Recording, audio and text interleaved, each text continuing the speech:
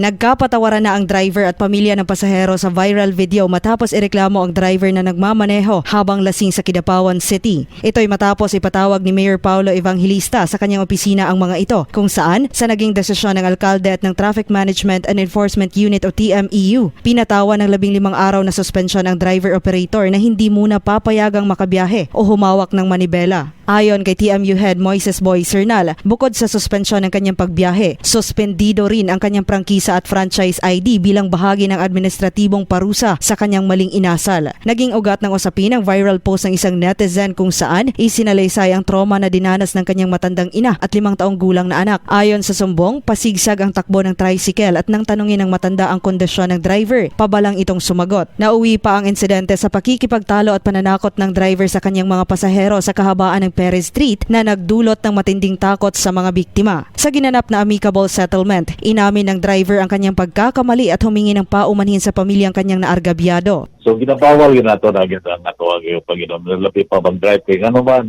makainom ka, maski di ka mahubog, makainom ka, madaot na gina itong reflexes.